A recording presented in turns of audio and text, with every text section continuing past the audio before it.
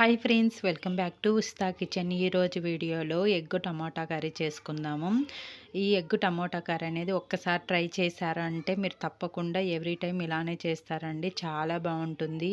ఎక్కువ మసాలాలు యూజ్ చేయకుండా టమాటాలు యూజ్ చేసి స్పైసీగా ఉన్నట్టు ఉంటుంది, ప్లస్ కమ్మగా ఉంటుంది, బాగుంటుంది. Even chapati, bagara rice, white రైస్లోకైనా బాగుంటుందండి. వీడియో లాస్ట్ వరకు చూసి తప్పకుండా ట్రై చేయండి. మీరు ఒకసారి ట్రై చేశారంటే కంపల్సరీగా ఎవ్రీ టైం ఇదే ప్రాసెస్లో చేస్తారు. సో కంపల్సరీగా మీ ఇంట్లో అందరికీ నచ్చుతుంది.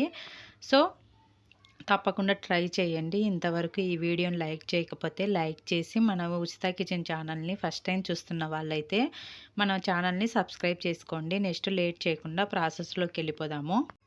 దీనికోసం ఫస్ట్ కడాయి పెట్టుకొని ఒక 2 టేబుల్ స్పూన్ ఆయిల్ వేసుకొని ఒక ఆనియన్ ఇలా పెద్ద పీసెస్లా కట్ చేసుకొని వేసుకోవాలి. 2 మినిట్స్ ఫ్రై అయిన తర్వాత 2 టమోటాలు పీసెస్లా కట్ చేసుకొని వేసుకోవాలి. ఈ ఆనియన్ టమోటాని మరీ సన్నగా అవసరం లేదండి, ఎలాగో మనం గ్రైండ్ చేస్తాం కాబట్టి కొంచెం పెద్దగా ఉన్న ప్రాబ్లం లేదు.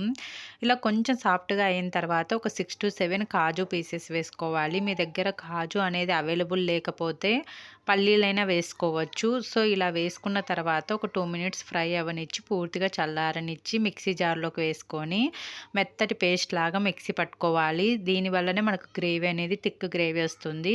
ఇలా పెట్టుకొని పక్కన పెట్టుకుందాము. తర్వాత ఎగ్స్ అనేది బాయిల్ చేసుకొని పొట్టు తీసేసి అన్ని ఎగ్స్కి ఇలా ఘాట్లు పెట్టుకోవాలి. ఇలా ఘాట్లు పెట్టుకోవడం వల్ల మీకు ఎగ్ మసాలా అనేది లోపలికి వెళ్ళి టేస్ట్ బాగుంటుంది.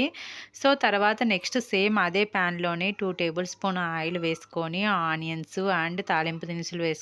శనగపప్పు, ఆవాలు, జీలకర్ర, మినపప్పు and curry leaves, next green chilli వేసుకొని అంతా తాలింపు అంతా వేయించుకోవాలి. లో ఫ్లేమ్లో వేయించుకోండి. లో ఫ్లేమ్లో వేయడం వల్ల మనకు టేస్ట్ మరింత పెరుగుతుంది.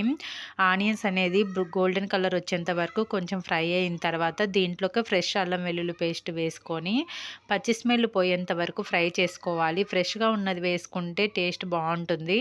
సో ఇలా వేసుకొని పచ్చి స్మెల్ పోయేంత వరకు ఫ్రై చేసుకొని నెక్స్ట్ దీంట్లోకి మనం గ్రైండ్ చేసుకొని పెట్టుకున్నాం పేస్ట్ వేసుకోవాలి. వెంటనే కలపాలండి, కదపకపోతే మీకు కాజు వేసాం కాబట్టి అడుగంటుతుంది. వెంటనే ఇలా కలిపి నెక్స్ట్ మీ గ్రేవీకి తగినట్టు వాటర్ యాడ్ చేసుకోండి. నేను ఇక్కడైతే ఒక గ్లాస్ వరకు వాటర్ యాడ్ చేశాను. ఇలా వేసుకున్న తర్వాత దీంట్లోకి 1/2 స్పూన్ పసుపు, 1 స్పూను సాల్ట్ అండ్ 1 స్పూన్ ధనియాల పిండి, 1/2 స్పూన్ గరం మసాలా, 1 స్పూన్ కారము వేసి ఈ మసాలాలంతా బాగా కలిసే విధంగా కలుపుకోవాలి. ఇవి పచ్చి స్మెల్ పోయేంత వరకు లో ఫ్లేమ్లో పెట్టుకొని మూత మూచి ఒక 10 మినిట్స్ మగ్గించుకోవాలండి. ఇలా మగ్గడం వల్ల మీకు ఆ కారం అనేది మొత్తం వాటర్కి పట్టుకొని ఈ గ్రేవీ కన్సిస్టెన్సీ కూడా థిక్గా వస్తుంది. చూడండి మనకు దగ్గరకు వస్తుంది కదా గ్రేవీ అనేది, వాటర్ అనేది తగ్గిపోయి థిక్గా అవుతుంది. ఇలా మూత పెట్టుకుంటూ ఒక 10 మినిట్స్ ఓపెన్ చేసి కలుపుకుంటూ ఉడికించుకోవాలి. ఇలా ఉడికిన తర్వాత ఈ టైంలో మనం ఆల్రెడీ బాయిల్ చేసుకొని ఘాట్లు చేసి పెట్టుకున్న ఎగ్స్ వేసుకొని ఈ మసాలా అంతా బాగా పట్టే విధంగా కలుపుకోవాలి. ఈ ఎగ్స్కి బాగా పట్టాలి అంటే మళ్ళీ ఒక 10 మినిట్స్ లో ఫ్లేమ్లో మగ్గించుకుంటే ఎగ్స్కి అనేది బాగా పట్టుకుంటుంది ఈ గ్రేవీ అనేది.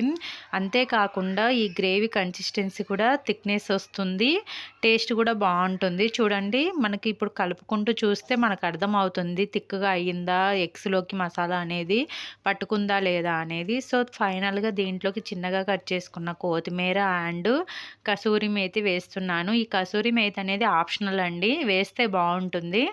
సో ఒకసారి అంతా బాగా కలిసే విధంగా కలుపుకోవాలి. ఇప్పుడు ఇలా ఉన్నా కూడా కొద్దిగా చల్లారిన తర్వాత ఇంకొంచెం దగ్గరకు వస్తుంది. సో ఇలా దగ్గరికి రావడం వల్ల టేస్ట్ కూడా బాగుంటుంది. తప్పకుండా మీరు కూడా ట్రై చేసి రెసిపీ ఎలా ఉందనేది కామెంట్ చేయండి. మీకు ఈ వీడియో నచ్చినట్టయితే లైక్ చేసి ఇలాంటి మంచి మంచి వీడియోల కోసం మన ఉస్తా కిచెన్ ఛానల్ని సబ్స్క్రైబ్ చేసుకొని పక్కనున్న బెల్ ఐకాన్ని క్లిక్ చేయండి. Thank you for watching friends.